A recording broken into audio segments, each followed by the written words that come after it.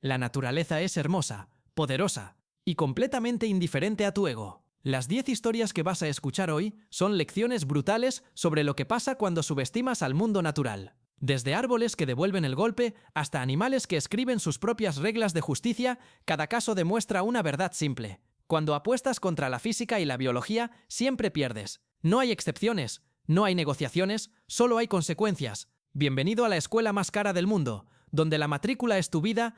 Historia 1. La escalera imposible. Hay proyectos de bricolaje que son admirables. Construir una mesa, pintar una cerca, reparar un grifo. Y luego están los proyectos que hacen que los ingenieros lloren y los médicos forenses suspiren. Esta historia pertenece a la segunda categoría. Nuestro protagonista necesitaba podar una rama alta de un árbol en su jardín. La solución sensata: alquilar una escalera profesional por $20. Su solución: construir una con palos que encontró en su propiedad y medio rollo de cinta adhesiva plateada. No estamos hablando de carpintería amateur, estamos hablando de algo que un castor rechazaría por inestable. Palos de diferentes grosores atados con cinta. Algunos estaban verdes y flexibles, otros claramente podridos por dentro. La estructura completa se veía como si la hubiera diseñado alguien que nunca había visto una escalera pero había escuchado una descripción vaga de una. Medía aproximadamente 6 metros de altura y se balanceaba incluso sin peso encima. Pero él había invertido 2 horas construyéndola.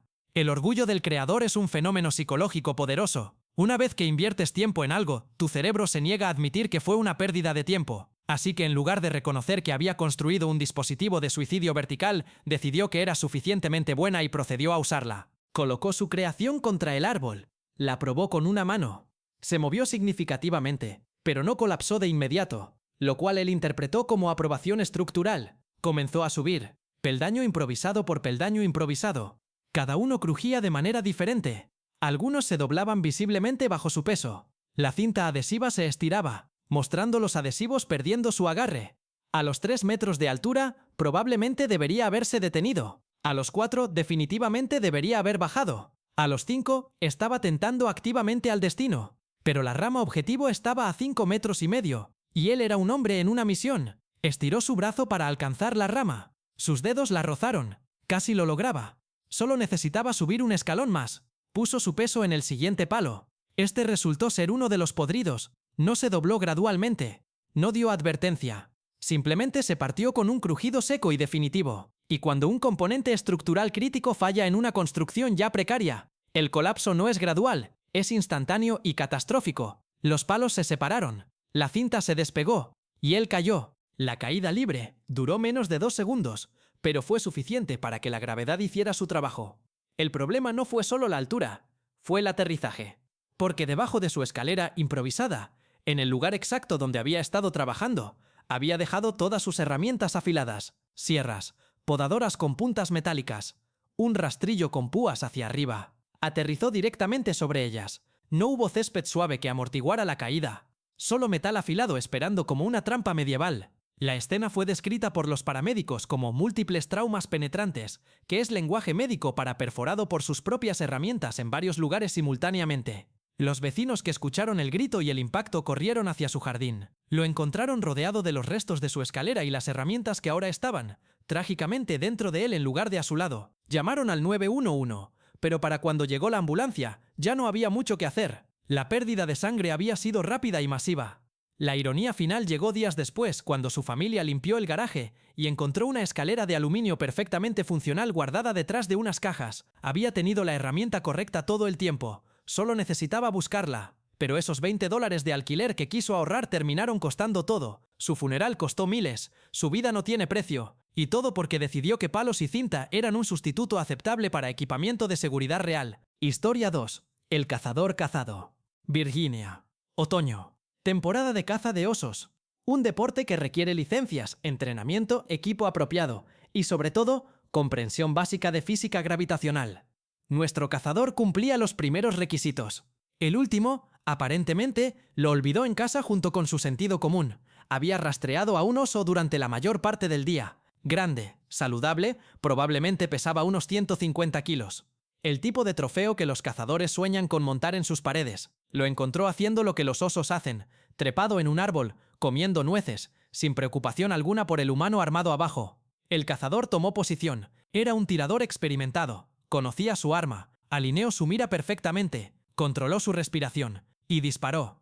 El tiro fue impecable, exactamente donde necesitaba ser. El oso murió instantáneamente, lo cual, desde un punto de vista ético de caza, es lo ideal, sin sufrimiento. Muerte rápida. Pero aquí viene el detalle que su cerebro, inundado con adrenalina y orgullo de cazador, completamente falló en procesar. Los osos muertos no flotan, caen, y un oso de 150 kilos, cayendo desde 10 metros de altura, tiene la energía cinética de un coche pequeño. El oso comenzó su descenso.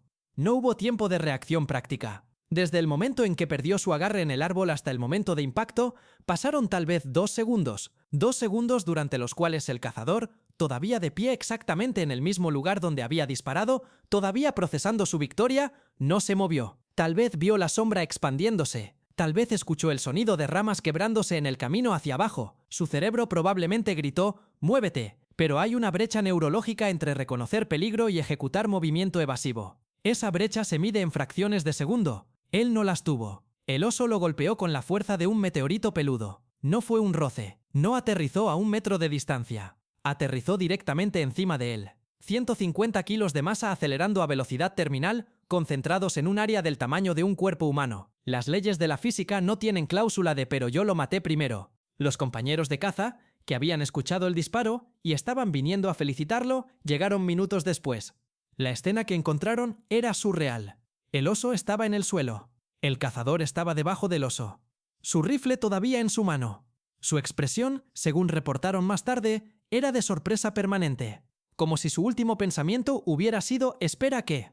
Los paramédicos llegaron, pero era puramente procedimiento. Nadie sobrevive a ser el punto de aterrizaje de 150 kilos cayendo desde esa altura. La autopsia enumeró trauma masivo por aplastamiento. Fracturas múltiples, órganos comprimidos. Técnicamente el oso lo mató. Solo que lo hizo después de muerto, con ayuda de la gravedad como cómplice. La historia se difundió rápidamente entre las comunidades de cazadores, se convirtió en caso de estudio en cursos de seguridad. Siempre considera la zona de caída, es ahora un punto en el manual de caza de Virginia con una nota al pie que dice «Ver incidente de 2015». Él logró su caza, técnicamente ganó. Su trofeo cayó exactamente donde lo disparó. El problema es que él también estaba ahí. 2 historias. 2 hombres que subestimaron las leyes básicas del universo. Uno creyó que palos y cinta podían vencer a la gravedad. El otro olvidó que la gravedad funciona en ambas direcciones. La naturaleza no hace excepciones. No hay pases VIP.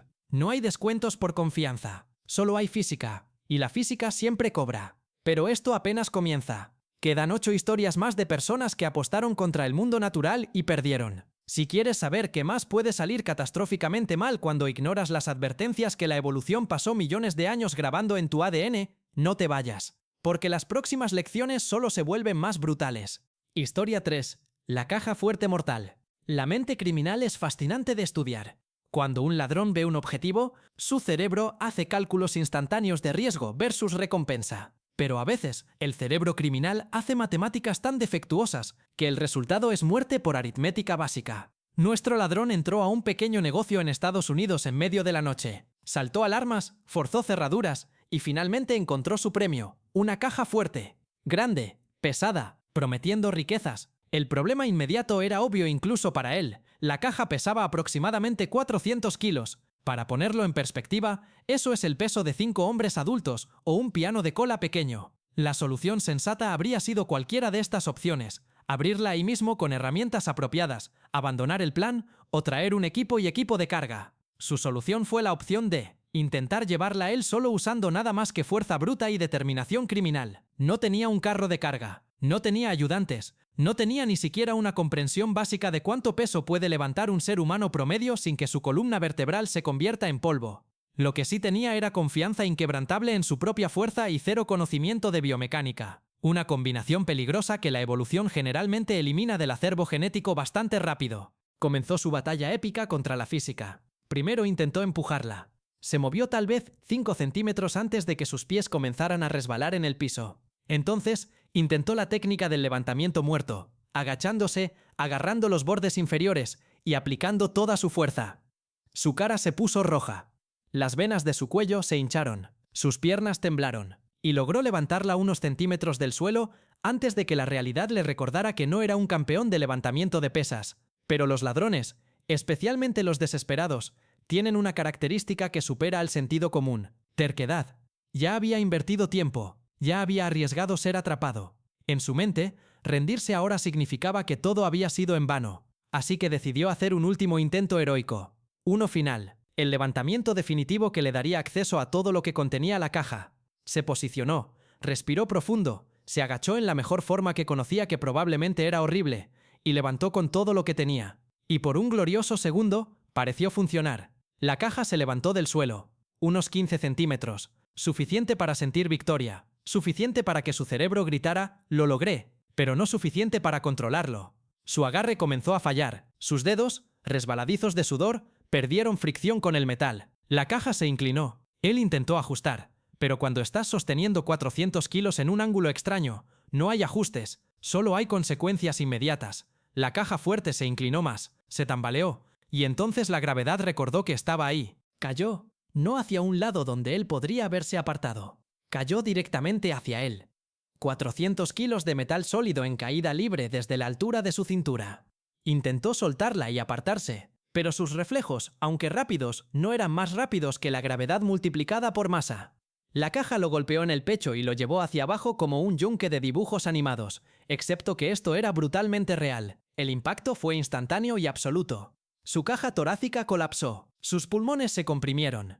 Su corazón se detuvo no por falla orgánica sino por trauma físico directo. Para cuando la policía llegó horas después, alertados por la alarma silenciosa que él había ignorado, encontraron una escena que parecía sacada de una fábula moral. Un ladrón, aplastado debajo de la cosa que intentaba robar. Pero aquí viene la ironía que convierte esta historia de tragedia criminal en comedia oscura cósmica. Cuando finalmente movieron la caja fuerte para recuperar el cuerpo, la abrieron para inventariar el contenido. Estaba completamente vacía. El dueño del negocio la había vaciado semanas antes para llevarla a reparación, pero nunca completó el transporte. Era literalmente un pedazo de metal hueco de 400 kilos. No había dinero. No había joyas. No había documentos valiosos. Solo espacio vacío. Él murió robando nada. Todo ese esfuerzo, todo ese riesgo, todo ese aplastamiento fatal por una caja que no contenía nada más que aire. Es el equivalente existencial de escalar el Everest, solo para descubrir que la cima está vacía. La policía cerró el caso como muerte accidental durante comisión de delito. Su familia probablemente mintió en el funeral sobre cómo murió. Y en algún lugar, el universo anotó otro punto en la columna de acciones tienen consecuencias. Historia 4. Feliz Año Nuevo Eléctrico. Nevada. 31 de diciembre de 1999. La noche que todo el mundo esperaba con una mezcla de emoción y terror. I2K. El cambio de milenio. Las computadoras supuestamente iban a colapsar. Los aviones caerían del cielo. La civilización se detendría. Resulta que nada de eso pasó. Pero para un hombre llamado Todd, esa noche sí marcó el fin de su mundo personal. Solo que no por las razones que nadie esperaba. Todd había estado celebrando. Mucho. El tipo de celebración que involucra alcohol medido en botellas en lugar de copas y decisiones que parecen brillantes en el momento pero catastróficas en retrospectiva. Mientras la multitud se reunía en las calles de Las Vegas para el conteo regresivo, Todd miró a su alrededor buscando algo memorable que hacer, algo que la gente recordara, algo épico. Su mirada cayó sobre un poste eléctrico, no uno pequeño de madera de vecindario, uno grande de metal, del tipo que distribuye suficiente electricidad para alimentar varias manzanas. Medía aproximadamente 9 metros de altura y tenía múltiples líneas de alto voltaje corriendo por la parte superior. Para una persona sobria, es claramente infraestructura peligrosa con señales de advertencia en múltiples idiomas. Para Todd, borracho y buscando gloria, era una oportunidad. Comenzó a escalar. Sus amigos, también intoxicados, pero aparentemente con un poco más de instinto de supervivencia, le gritaron que bajara. Él los ignoró. La multitud abajo, pensando que era parte del entretenimiento de calle, comenzó a animarlo. Cada metro que subía generaba más aplausos. Era el centro de atención. Era memorable. Era exactamente lo que quería. Llegó a la cima justo cuando el reloj en algún casino cercano marcaba las 11:59. Perfecto timing. La multitud comenzó el conteo regresivo. 10, 9, 8. Todd se aferró al poste con una mano y levantó la otra en gesto de victoria. 7, 6, 5. Los fuegos artificiales comenzaron a estallar en el horizonte. 4, 3, 2, 1. ¡Feliz Año Nuevo!, gritó la multitud. Y Todd, en su momento de gloria máxima, queriendo hacer su propia declaración, queriendo tocar el cielo literalmente, extendió su mano hacia arriba y agarró los cables de alto voltaje que corría justo sobre su cabeza. No los rozó, los agarró firmemente con toda su mano. Lo que sucedió en los siguientes 3 segundos fue una demostración perfecta de por qué los cables de alto voltaje tienen advertencias. Miles de voltios de electricidad encontraron un nuevo camino a tierra,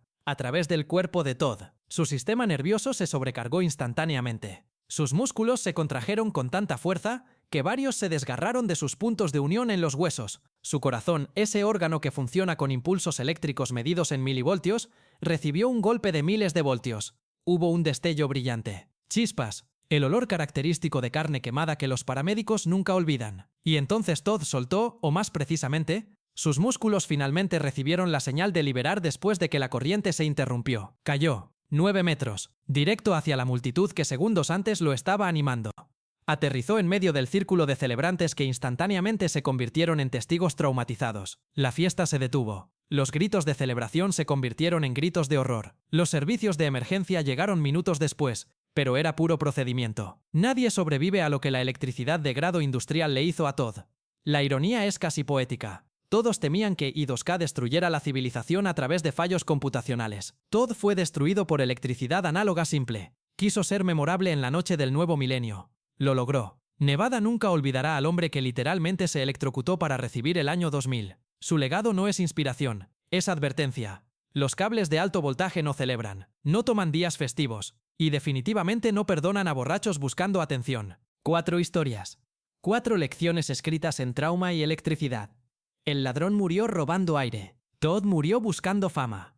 Ambos subestimaron fuerzas que no negocian, gravedad y voltaje. La física no tiene sentimientos. La electricidad no tiene favoritos. Y la naturaleza siempre cobra. Pero el catálogo de errores fatales continúa. Quedan 6 historias más de personas que confundieron confianza con invencibilidad. Sigue atento porque las próximas lecciones involucran té, leones y decisiones que parecían menores hasta que se volvieron permanentes. Historia 5. El té fatal. Nueva Zelanda es famosa por sus paisajes espectaculares. Montañas que tocan el cielo. Acantilados que caen al océano. Carreteras serpenteantes que ofrecen vistas que quitan el aliento, literalmente en algunos casos. Nuestro protagonista estaba conduciendo por una de estas carreteras de montaña, disfrutando del paisaje, cuando sintió una necesidad profunda y urgente. Necesitaba té, no café instantáneo, no agua embotellada, té recién preparado, caliente, aromático. Para una persona normal, esta necesidad se traduce en encuentro el próximo café o espero hasta llegar a destino. Para él, se tradujo en voy a preparar té mientras conduzco por una carretera de montaña con curvas cerradas. Esta distinción entre pensamiento normal y pensamiento suicida es sutil pero importante. Sacó de su mochila un quemador de camping portátil, una tetera, agua embotellada y bolsas de té. Todo el kit completo para una experiencia de té apropiada. Colocó el quemador en el asiento del pasajero. Lo encendió. La llama azul apareció, bailando alegremente, completamente ajena al hecho de que estaba dentro de un vehículo en movimiento. Puso la tetera encima, agregó agua, y luego, con una mano en el volante y un ojo en la carretera, comenzó el delicado proceso de preparar la infusión perfecta, mientras navegaba curvas diseñadas para requerir atención completa. Por algún milagro de coordinación mano-ojo y pura suerte estadística, logró hervir el agua. El silbido de la tetera fue música para sus oídos. Agregó la bolsa de té. El aroma comenzó a llenar el coche. Estaba funcionando.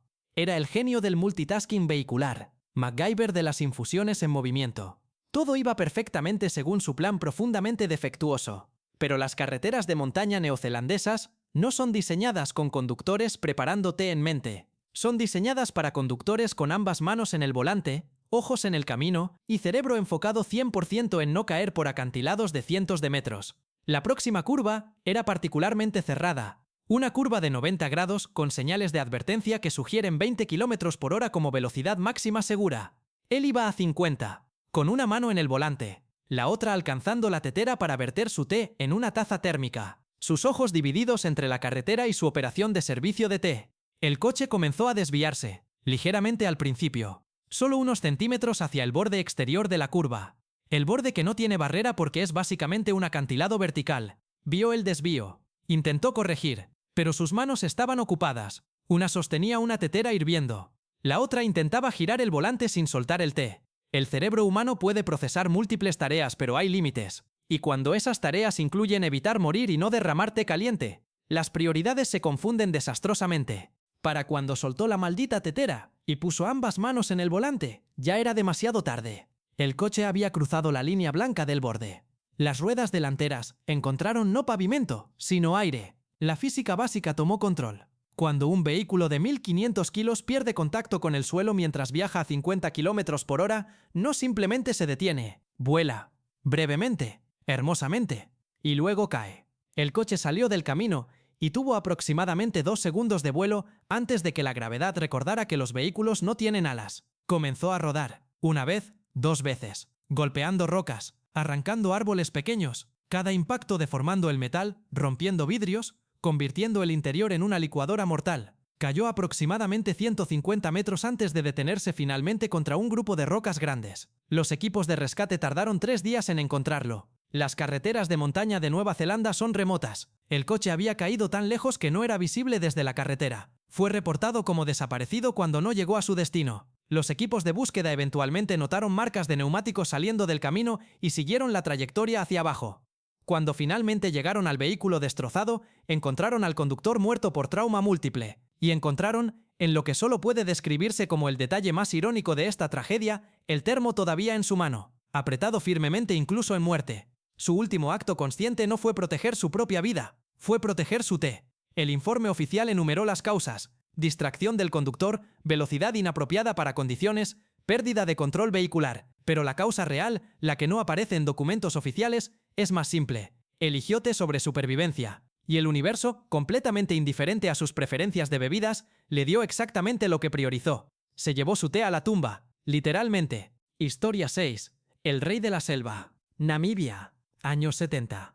La era dorada del safari turístico, donde las reglas de seguridad ya existían, pero la supervisión era más relajada que hoy. Nuestro turista era fotógrafo, no profesional de National Geographic. Amateur entusiasta con una cámara cara y confianza desproporcionada a su experiencia. Había venido a África a capturar la toma perfecta, la imagen que definiría su carrera, la foto que ganaría premios. El grupo de safari había salido temprano esa mañana. El guía, un hombre con décadas de experiencia, había repetido las reglas 3 veces antes de partir. Permanezcan en el vehículo, no importa qué, no importa cuán buena parezca la foto, permanezcan en el vehículo. Estas no eran sugerencias, eran protocolos de supervivencia desarrollados a través de generaciones de experiencia acumulada y algunos incidentes trágicos. Pero nuestro fotógrafo escuchó estas palabras y pensó: sí, para turistas normales, yo soy diferente. Yo entiendo a los animales. Yo puedo leer el lenguaje corporal. Esta distinción mental entre él y todos los demás es común entre personas que están a punto de morir de formas evitables. Se llama excepción personal, la creencia de que las reglas aplican a otros pero no a ti. Vieron una leona, no una manada, una solitaria, descansando bajo un árbol de acacia, digiriendo probablemente una comida de la noche anterior, hermosa, majestuosa, y según los estándares fotográficos, perfecta. El guía detuvo el jeep a distancia segura, aproximadamente 50 metros. «Pueden tomar fotos desde aquí», dijo. «No se muevan del vehículo». El fotógrafo no estaba satisfecho. 50 metros era demasiado lejos para la toma. Necesitaba acercarse. Necesitaba detalle. Necesitaba esa conexión íntima entre lente y sujeto que separa fotografía amateur de arte. Así que hizo lo impensable. Abrió la puerta del jeep. El guía gritó. Otros turistas gritaron. Pero él ya estaba afuera, cámara en mano, caminando hacia la leona como si estuviera en un estudio fotográfico controlado y no en territorio de depredador apex. Dio 10 pasos, 20, 30. La leona lo observó, sin moverse, solo observando con esa intensidad felina que es mitad curiosidad, mitad evaluación de amenaza. Él interpretó esta quietud como tolerancia, como aceptación. Siguió avanzando, 40 metros, 35, 30, ajustando su lente, comprobando la luz, completamente enfocado en su arte y completamente ignorante de que había dejado de ser fotógrafo y se había convertido en presa. Llegó a 20 metros, la leona se puso de pie, no agresivamente, simplemente se levantó. Esto debería haber sido señal suficiente. En lenguaje felino, ponerse de pie cuando algo se acerca significa: he notado tu presencia y estoy considerando mis opciones. Él no leyó esta señal. Siguió avanzando. 15 metros, tomando fotos. El sonido del obturador como un metrónomo de su propia cuenta regresiva. A 10 metros, la leona tomó su decisión. Este humano había violado todas las reglas no escritas de distancia segura. Ya no era observador, era intruso. Posiblemente amenaza, definitivamente demasiado cerca. Ella había sido paciente, había dado advertencias, ahora era momento de educación física. Cargó. La gente que nunca ha visto un gran felino en acción no entiende la velocidad. Los leones en reposo parecen perezosos. Somnolientos incluso. Pero cuando deciden moverse, aceleran de 0 a 60 km por hora en menos tiempo del que toma leer esta oración. Son explosiones de músculo, garra y colmillo, envueltas en pelo dorado. Él tuvo tal vez un segundo de advertencia. Vio el movimiento. Su cerebro procesó peligro. Intentó correr. Los humanos, en nuestro mejor día, con adrenalina completa, podemos alcanzar quizás 30 km por hora, por distancias muy cortas, antes de colapsar exhaustos. No éramos diseñados para correr de depredadores. Éramos diseñados para usar herramientas, trabajo en equipo y cerebros grandes, ninguno de los cuales él estaba usando en ese momento. La leona lo alcanzó en 3 segundos. Lo derribó con un golpe de pata que pesaba 70 kilos de músculo puro. Él cayó, la cámara voló. Y entonces la naturaleza hizo lo que la naturaleza hace cuando un depredador de 180 kilos decide que has molestado suficiente. No fue rápido, no fue limpio. Los grandes felinos matan por asfixia, mordiendo la garganta y esperando. Es eficiente pero no instantáneo. El guía no pudo hacer nada. Disparar a la leona habría sido posible, pero ella estaba encima del turista. El riesgo de golpearlo a él era demasiado alto. Otros turistas grabaron. Ese video existe en algún archivo de alguna agencia de vida silvestre, usado para entrenamiento sobre por qué las reglas existen. Los primeros 30 segundos están disponibles en YouTube con advertencias. Los últimos minutos no. Hay cosas que la humanidad no necesita ver en resolución HD. Cuando finalmente terminó, el guía se acercó con rifle listo. La leona, su punto hecho, simplemente se alejó. No estaba hambrienta. No era acerca de comida. Era acerca de territorio y respeto. Ella había dado advertencias. Él las ignoró. La lección fue enseñada permanentemente. Su cámara fue recuperada. La tarjeta de memoria intacta. Las últimas fotos muestran progresión inquietante. La leona tranquila. La leona de pie. La leona mirando directamente al lente. Y finalmente, una imagen borrosa que es mitad cielo, mitad pelo dorado. La última fracción de segundo antes de que el arte se convirtiera en autopsia. Esa secuencia ahora se usa en clases de seguridad de Safari con el título ¿Por qué 50 metros es la distancia mínima? 6 historias, 6 lecciones escritas en té derramado y sangre. El conductor eligió bebidas sobre atención. El fotógrafo eligió arte sobre vida. Ambos aprendieron que la naturaleza no negocia, no hace excepciones y definitivamente no se impresiona con tu equipo caro o confianza inquebrantable. Quedan 4 historias. 4 lecciones más sobre por qué la conveniencia, la arrogancia y la simple impaciencia pueden ser tan letales como cualquier depredador. Continúa, porque los errores que vienen son tan evitables como fatales. Historia 7. El hotel equivocado. Illinois. 2 de la madrugada. Detrás de un centro comercial cerrado, donde las luces de seguridad proyectan sombras largas y los contenedores de basura esperan su recolección matutina. Nuestro protagonista había tenido una noche larga. El tipo de noche que comienza con solo unas copas y termina con ¿cómo llegué aquí? Estaba exhausto, desorientado, y su capacidad de tomar decisiones había sido secuestrada por el alcohol aproximadamente 4 horas antes. Necesitaba dormir desesperadamente. Su casa estaba a kilómetros de distancia. No tenía dinero para taxi. Su teléfono estaba muerto. Y en su estado mental deteriorado, caminar parecía una tarea imposible. Miró alrededor buscando opciones. Un banco de parque habría sido razonable. El interior de un portal de tienda habría sido mejor. Pero sus ojos, y más importante, su juicio completamente destruido, se fijaron en algo que su cerebro identificó como perfecto, un contenedor de basura industrial. No era uno de esos pequeños botes de basura residenciales, era un contenedor comercial masivo, del tipo que las tiendas usan para desechar cajas de cartón, restos de comida y básicamente cualquier basura que generen.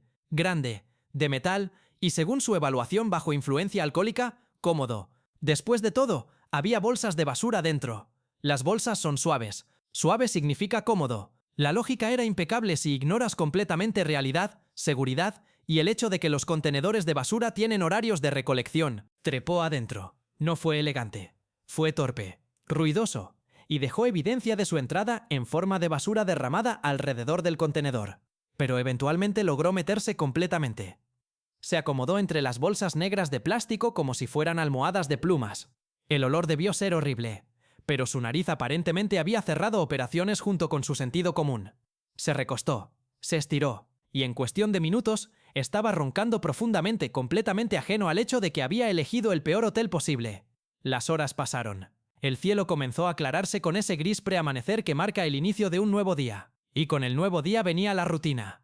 Recolección de basura. A las 6 de la mañana, exactamente según horario, llegó el camión. Grande. Naranja brillante. Con brazos hidráulicos capaces de levantar varias toneladas sin esfuerzo. El conductor, un hombre que probablemente había hecho esta ruta 1000 veces, se detuvo junto al contenedor.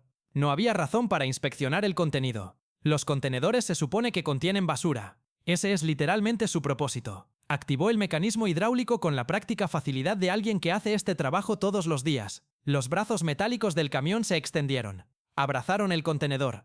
Lo levantaron en el aire como si fuera vacío, y lo inclinaron hacia la abertura del camión donde todo su contenido basura, bolsas y un pasajero involuntario comenzó a deslizarse hacia el compartimiento de compactación. El hombre probablemente se despertó en ese momento. El movimiento, el ruido, la súbita sensación de estar cayendo. Imagina despertar de tu borrachera no en tu cama, sino dentro de un camión de basura. La confusión debe haber sido total. ¿Dónde estoy? ¿Qué pasó? ¿Por qué todo huele tan mal? Pero no tuvo tiempo de procesar completamente su situación porque el camión de basura moderno es una máquina de eficiencia brutal. El compactador se activó. No hubo pausa, no hubo verificación manual. Es un proceso automático. Una placa de acero masiva movida por pistones hidráulicos que generan toneladas de fuerza. Su trabajo es simple: comprimir basura suelta en bloques densos para maximizar espacio. Reduce el volumen en aproximadamente 75%. Las latas de aluminio se aplastan como papel. Las cajas de cartón se convierten en obleas delgadas. Y los cuerpos humanos, que son mayormente agua y tejido blando, no ofrecen más resistencia que cualquier otra basura orgánica. El hombre probablemente intentó gritar, tal vez golpeó las paredes metálicas, pero el ruido del camión, el motor diésel rugiendo, el hidráulico silbando, ahogó cualquier sonido que pudo haber hecho. El compactador no se detiene para preguntas, no tiene sensores para detectar si algo dentro está vivo. Simplemente cumple su función programada con indiferencia mecánica. La muerte fue descrita por el forense como instantánea, que es una pequeña misericordia en una situación completamente desprovista de misericordia. El conductor continuó su ruta. Recogió varios contenedores más antes de terminar su turno. No tenía forma de saber que su carga era más pesada de lo normal por razones que ningún manual de operación cubre. No fue hasta que llegó al vertedero y vació el camión que los trabajadores del sitio notaron algo terriblemente equivocado. Entre los bloques compactados de basura comercial, había algo que definitivamente no era basura. La investigación fue rápida. Las cámaras de seguridad del centro comercial mostraron al hombre trepando al contenedor horas antes. El conductor del camión fue absuelto de toda culpa. ¿Cómo podría saber? Los contenedores están para basura. La familia del hombre recibió una llamada que ninguna familia debería recibir. La causa de muerte en el certificado fue listada clínicamente: trauma por compactación. Pero la causa real es más simple. Eligió conveniencia sobre sentido común. Eligió un contenedor de basura sobre literalmente cualquier otra opción. Y esa elección de 5 segundos en un estado de intoxicación le costó todo. Historia 8. El cortocircuito humano. India. Una subestación eléctrica. Un lugar diseñado para transformar y distribuir electricidad de alto voltaje a vecindarios enteros. Está lleno de transformadores zumbantes, cables gruesos como brazos humanos y señales de advertencia en múltiples idiomas que todas transmiten el mismo mensaje universal. Toca esto y tu existencia termina de manera espectacular y dolorosa. Nuestro protagonista trabajaba allí. Era electricista, entrenado, certificado, con años de experiencia manejando voltaje que podría freír instantáneamente a una persona promedio. Conocía los riesgos mejor que nadie. Sabía exactamente qué sucede cuando corriente de alto voltaje encuentra un camino a través de carne humana. Había visto accidentes. Había asistido a funerales. Este conocimiento lo hacía cauteloso, profesional y seguro en su trabajo. Pero en este día particular, durante su turno de rutina, sintió una necesidad biológica completamente humana. Necesitaba orinar. Los baños en la instalación estaban ubicados en el edificio administrativo, aproximadamente 15 metros de distancia. Una caminata de 30 segundos, pero 30 segundos aparentemente era demasiado tiempo, era inconveniente, era un desvío de su trabajo, y había una solución mucho más cercana, mucho más conveniente, y mucho más mortal: la caja eléctrica justo frente a él. Aquí necesitamos una lección rápida de física básica que aparentemente él olvidó en ese momento crítico. La orina no es agua pura.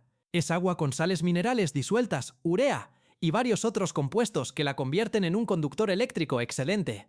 Y cuando creas un puente líquido continuo entre tu cuerpo y una fuente de alto voltaje, básicamente estás construyendo una autopista de 6 carriles para que miles de voltios viajen directamente hacia ti. Se desabrochó el pantalón, se posicionó y comenzó a orinar directamente sobre la caja eléctrica energizada. Durante una fracción de segundo, tal vez nada pasó.